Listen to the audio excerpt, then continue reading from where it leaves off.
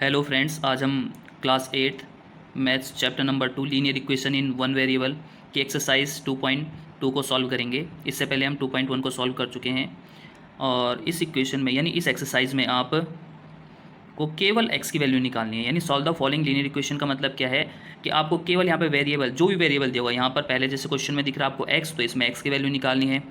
Second में आपको n दिख रहा है तो n भी क्या है, एक वेरिएबल, आपने n की वैल्यू निकालनी है। ठीक है, और ऐसे ही यहाँ पर t m दिया हुआ है ना, तो आपने इसकी वैल्यूज़ निकालनी है बस। पिछली वाली एक्सरसाइज में क्या दिया था, वैल्यू भी निकालो और साथ में उसको चेक भी करो कि आपका सही है या गलत। ठीक है, लेकिन यहाँ पर आपने केवल वेरिएबल की वैल्यू निकालनी है। अब हम करते हैं एक्सरसाइज को सॉल्व। अब हम इस क्वेश्चन को सॉल्व करेंगे।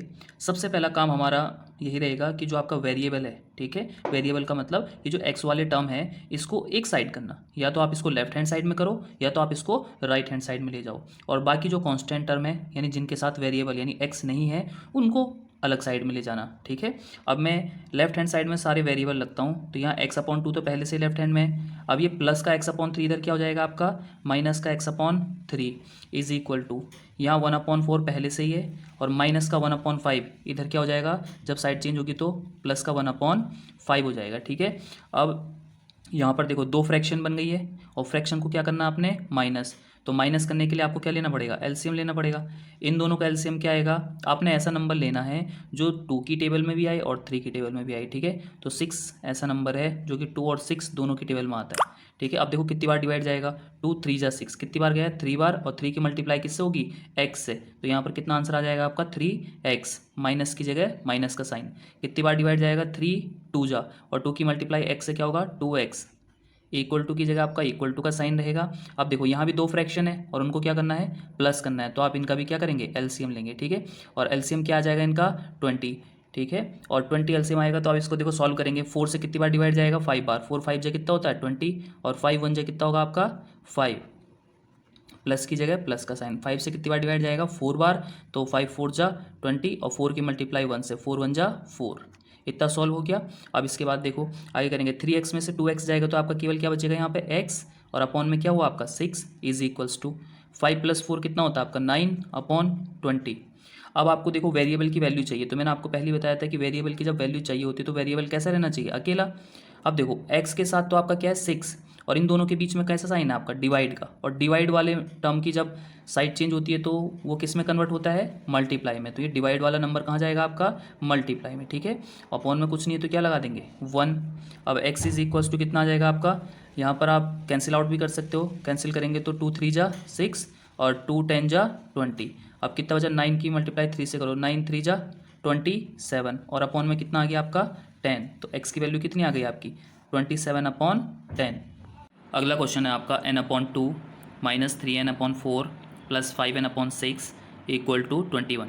ठीक है, पहला हमारा स्टेप होता था कि हम वेरिएबल को एक साइड में और कांस्टेंट को दूसरी साइड में कन्वर्ट करते थे। ठीक है, लेकिन यहाँ पर हमको पहले ही आधा सॉल्व करके दिया हुआ है कि आपका जो वेरिएबल है वो आपके सारे लेफ्ट हैंड साइड में है और कांस्टेंट आपके अदर साइड में। ठीक है, अब हमने सीधे इसको आगे सॉल्व करना है। सबसे पहले मैं क्वेश्चन को एज इट इज उतार देता हूँ, n/2 minus 3n/4 plus 5n/6 is equals to 21। अब आप एक चीज़ नोटिस कर रहे होंगे, सारे जितने भी वेरिएबल हैं वो आपके फ्रैक्शन के फॉर्म में है, और फ्रैक्शन के फॉर्म में तो इसका मतलब क्या, इनको सॉल्व करने के लिए क्या करेंगे, हम एलसीएम लेंगे। और एलसीएम क्या होता है, ऐसा नंबर जो कि देखो ये सारे आपके जो फ्रैक्शन है इनके डिनोमिनेटर को देखो, पहले के डिनोमिनेटर में क्या है 2 4 और 6, ऐसा नंबर आपने एलसीएम में लिखना है जो इन तीनों की टेबल में आता हो। ठीक है, अगर आप कोई बड़ा नंबर भी लिख देंगे उससे कोई फ़र्क नहीं पड़ेगा, बस आपकी कैलकुलेशन थोड़ी बड़ी होगी, बाकी कोई ज़्यादा डिफरेंस नहीं आता है। ठीक है, अब इन सबका अगर देखा जाए तो आपका 12 कितना आ गया आपका 12 आपका एलसीएम आ जाएगा। अब यहाँ देखो कितनी बार डिवाइड जाएगा, 2 6 जा 12, कितनी बार डिवाइड किया 6 बार, और 6 की मल्टीप्लाई अगर एन से होगी तो क्या आ जाएगा आपके यहाँ पे 6n, माइनस माइनस था ना यहाँ पे, माइनस की जगह माइनस।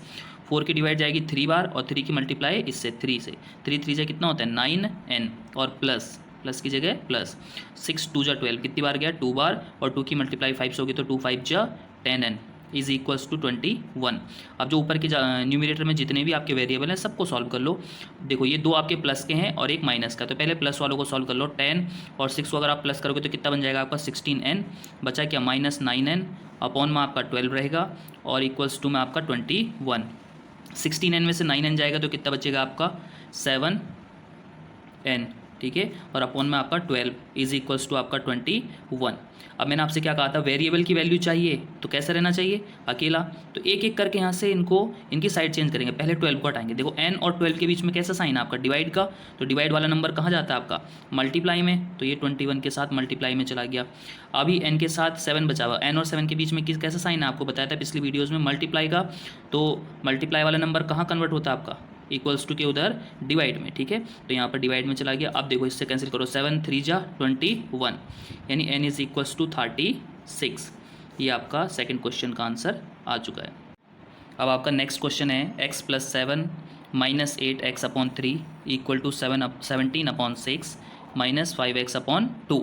पहला स्टेप क्या होता है इसमें कि जो वेरिएबल टर्म है यानी x वाले टर्म है यहाँ पर, इन सबको एक साइड में करना है, ठीक है। तो मैं इनको सबको लेफ्ट हैंड साइड में करता हूँ।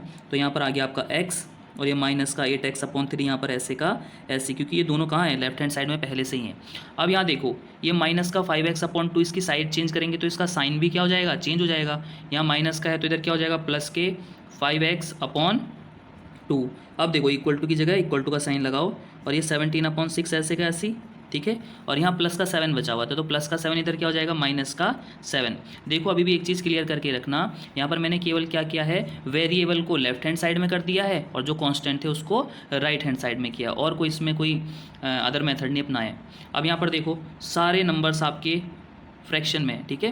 तो इसको भी फ्रैक्शन में कन्वर्ट करने के लिए, ताकि हमारा सॉल्यूशन अच्छे से हो जाए, इसके अपॉन में क्या कर लेंगे 1, ठीक है। 1 करने से आपका कोई इस पर डिफरेंस पड़ेगा नहीं। ऐसे यहाँ पर 7 तो 7 के अपॉन में भी क्या कर लेंगे हम 1। अब आपके पास 3 फ्रैक्शन मिल गई है। इन फ्रैक्शन को सॉल्व करने के लिए आपको क्या करना पड़ेगा, एलसीएम लेना पड़ेगा।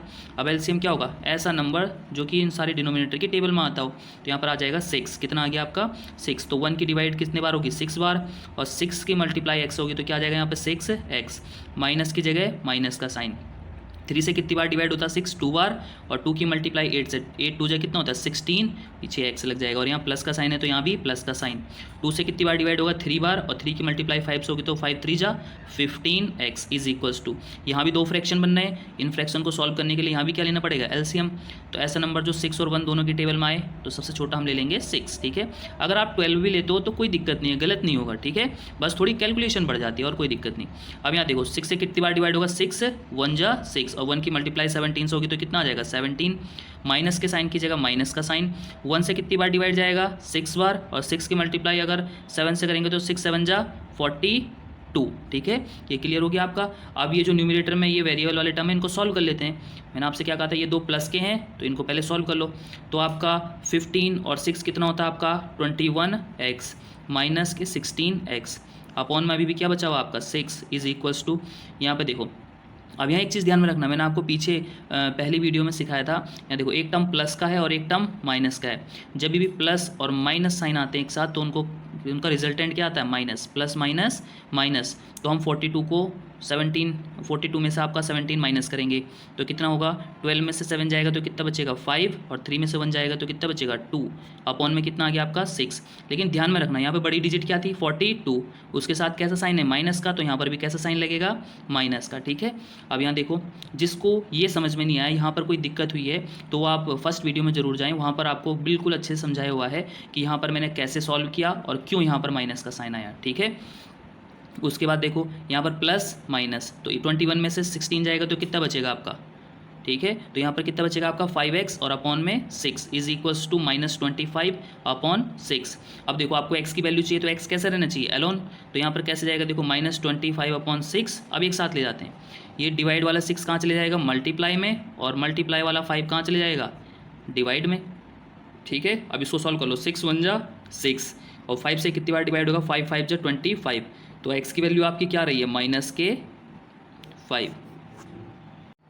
अब अगला फोर्थ क्वेश्चन है आपका x - 5 upon 3 equal to x - 3 upon 5। अब इस क्वेश्चन को मैंने दो बार आपका यहाँ पे नोट डाउन किया है। ये नोट डाउन इसलिए किया है कि इस क्वेश्चन को आप 2 मेथड से करते हैं, 2 तरीके से कर सकते हैं। मैं दोनों तरीके से आपको समझाऊंगा, जो भी मेथड आपको ईजी लगता है, ठीक है। करने में जिसको आपको इजी लगता है तो वो वाला आप यहाँ पर कर सकते हो, ठीक है। अब पहला मेथड क्या है, यहाँ पर आप क्रॉस मल्टीप्लाई कर दो। 5 की मल्टीप्लाई किससे होगी, x माइनस 5 से, तो यहाँ पर लिख दो 5 और x माइनस 5 ब्रैकेट में, ठीक है, मल्टीप्लाई बाद में करेंगे। इक्वल टू की जगह आपका इक्वल टू का साइन। अब 3 की मल्टीप्लाई किससे होगी, x माइनस 3 से, तो 3 की मल्टीप्लाई होगी आपकी x माइनस 3 से। इतना आपको समझ में आ चुका है। यहाँ पर मैंने क्या किया कि दो फ्रैक्शन के फॉर्म में आपके ये टर्म दिए हुए थे, तो मैंने इसमें क्या कर दी, क्रॉस मल्टीप्लाई कर दी, ठीक है। 5 की मल्टीप्लाई x माइनस 5 से होनी थी, तो यहाँ पर मैंने ये लिखा इक्वल्स टू की जगह इक्वल्स टू का साइन, और 3 की मल्टीप्लाई x माइनस 3 से होनी थी, तो मैंने इसको यहाँ पर ऐसे लिखा, ठीक है। अब इसको सॉल्व करने का तरीका पिछले वाले क्वेश्चन में बताया था। 5 और यहाँ पर ब्रैकेट x माइनस 5 का मतलब क्या है कि 5 की मल्टीप्लाई x से भी होगी और 5 की मल्टीप्लाई 5 से भी होगी। तो 5 की मल्टीप्लाई x होगी तो कितना आएगा आपका 5x, माइनस की जगह माइनस का साइन, 5 5 जे कितना होता है आपका 25, ये हो गया आपका सॉल्व। अब इक्वल टू की जगह इक्वल टू, अब देखो ऐसे ही 3 की मल्टीप्लाई x से भी होगी और 3 की मल्टीप्लाई 3 से भी होगी, तो 3 की मल्टीप्लाई x होगी तो कितना आएगा 3x, माइनस की जगह माइनस 3 3 जा आपका 9। इतना क्लियर हो गया आपका। अब यहाँ देखो आपने आपका अगला स्टेप क्या है, x वाले वेरिएबल यानी x वाले टर्म को एक तरफ लाना, ठीक है। तो यहाँ पर आ गया आपका 5x और ये प्लस का 3x, तो यहाँ क्या आ गया माइनस का 3x इज इक्वल्स टू 9 पहले से ही है यहाँ पर माइनस का 9, और ये माइनस का 25 इधर क्या हो जाएगा प्लस का 25, ठीक है। 5x में से 3x जाएगा तो आपका कितना बचेगा 2x इज इक्वल्स टू, यहाँ 25 में से 9 को माइनस करेंगे, क्यों करेंगे, क्योंकि माइनस और प्लस क्या होता है आपका माइनस, माइनस साइन और प्लस साइन का रिजल्टेंट क्या होता है आपका माइनस, यानी इन दोनों को हम करेंगे तो माइनस, लेकिन साइन हमेशा बड़ी डिजिट का लगाएंगे। तो 25 में से 9 अगर सब्ट्रैक्ट करेंगे तो कितना बचेगा आपका 16, 25 के साथ कैसा साइन है प्लस का, तो यहाँ पर भी प्लस का साइन लग गया। वैल्यू किसकी चाहिए आपको x की, तो x कैसा रहना चाहिए अकेला, ठीक है। तो यहाँ पर कितना आ जाएगा 16 और मल्टीप्लाई वाला 2 कहाँ जाएगा आपका डिवाइड में, तो 2 से डिवाइड होगा तो कितनी बार जाएगा 2 8 जा 16, इसका मतलब आपकी x की वैल्यू कितनी आ गई आपकी 8। एक बार अच्छे से समझ लो, आपको ये क्वेश्चन दिया हुआ था, दोनों फ्रैक्शन के फॉर्म में थे, यहाँ पर मैंने आपकी क्रॉस मल्टीप्लाई करी और फिर उसके बाद इसको सॉल्व किया, ठीक है। अब दूसरा तरीका क्या है, दूसरा तरीका देखो, एक तरीका तो है ये भी बिल्कुल सही है, दूसरा तरीका देखो आप इसको अलग अलग करके लिख सकते हो। कैसे लिख सकते हो, x माइनस 5/3 को आप दूसरे तरीके से कैसे लिख सकते हो, x/3 माइनस 5/3, यानी ये जो माइनस का साइन है इसके थ्रू आप इन दोनों को क्या कर सकते हो अलग अलग लिख सकते हो, इज इक्वल्स टू यहाँ पर भी ऐसे कर सकते हो, x के अपॉन में 5 माइनस 3 के अपॉन में भी 5। अब आपका इक्वेशन बन चुकी है, यानी आपका ये आपका सेपरेट हो चुके हैं, यानी वेरिएबल आपके अलग हो चुके हैं, कांस्टेंट आपके अलग हो चुके हैं। अब आपने क्या करना है, वेरिएबल वाले टर्म को एक साइड में ले आओ और कांस्टेंट टर्म को अलग साइड में ले जाओ। तो x/3 प्लस का है तो ये हो जाएगा माइनस का x/5 इज इक्वल्स टू, यहाँ माइनस के 3/5 पहले से ही है और ये माइनस का 5/3 है, तो इधर क्या हो जाएगा प्लस के 5/3, ठीक है। अब देखो फ्रैक्शन के फॉर्म में आ चुके हैं, वही आपका एलसीएम लेना पड़ेगा, यहाँ 15 आ जाएगा, 3 से कितनी बार जाएगा 5 बार, और 5 की मल्टीप्लाई x से तो कितना हो जाएगा 5x माइनस 5 की डिवाइड कितनी बार जाएगी 3 बार, और 3 की मल्टीप्लाई x से तो कितना आ जाएगा 3x इज इक्वल्स टू, यहाँ भी आपका एलसीएम कितना आ जाएगा आपका 15, तो 5 3 जा 15 और 3 3 जा 9, वो भी कैसा माइनस का, प्लस 3 5 जा 15 और 5 5 जा 25, ठीक है। अब ये माइनस का साइन क्यों लिख रहा हूँ, कैसे लिख रहा हूँ, जिन बच्चों को नहीं आ रहा है वो पीछे वाली वीडियोस जरूर देखें, वहाँ पर आपको बिल्कुल क्रिस्टल क्लियर हो जाएगा आपको, फिर आपको कोई दिक्कत नहीं आएगी। यहाँ पर भी अगर बताते रहूँगा तो फिर आपका वीडियो बहुत लंबी हो जाएगी। अब यहाँ देखो 5x में से 3x को माइनस करेंगे तो कितना बचेगा 2x, अपॉन में क्या है 15 इज इक्वल्स टू 25 में से 9 जाएगा तो कितना बचेगा आपका 16/15। अब आपको वैल्यू किसकी चाहिए x की, तो x कैसा रहना चाहिए अकेला। अब यहाँ देखो अपॉन वाला 15 है तो ये कहाँ चले जाएगा मल्टीप्लाई में, और मल्टीप्लाई वाला 2 है तो ये कहाँ चले जाएगा डिवाइड में, 15 1 जा 15 और 2 से कितनी बार कटेगा 8 बार, ठीक है। तो x की वैल्यू कितनी आ गई 8 1 जा 8, तो x की वैल्यू कितनी आ गई 8। अब इन दोनों में से आपको जो भी मेथड अच्छा लगता है आप उसको कर सकते हैं।